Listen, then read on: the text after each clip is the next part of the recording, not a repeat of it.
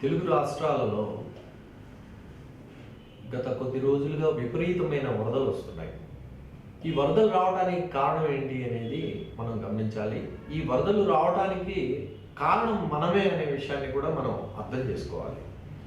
2011లో supreme court ఒక తీర్పునిస్తూ ప్రజలకు ఉపయోగపడే కామన్ ప్లేసెస్ అంటే ఈ చెరువులు, నదులు, కాలువలు, వాగులు, వంకలు, వీటిలో ఏ విధమైనటువంటి ఆక్రమణలు ఉండకూడదు, వీటిని తొలగించండి అని స్పష్టంగా 2011లోనే చెప్పింది.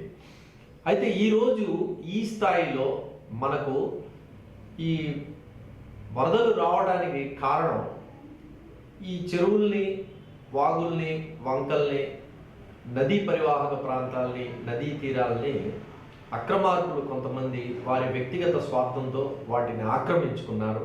ఆక్రమించుకోవడం వల్ల ఆ సజావుగా సాగాల్సిన ప్రవాహం, వరద నీరంతా గ్రామాల్లోకి, పట్టణాల్లోకి వచ్చి పడుతుంది. దీన్ని సరిదిద్దాలంటే రాష్ట్ర ప్రభుత్వం యుద్ధ ప్రాతిపదికన ఈ వాటర్ బాడీస్లో ఉన్నటువంటి ఈ మొత్తం ఆక్రమణల్ని, పూడికల్ని వెంటనే తొలగించాలని చెప్పి డిమాండ్ చేస్తున్నారు.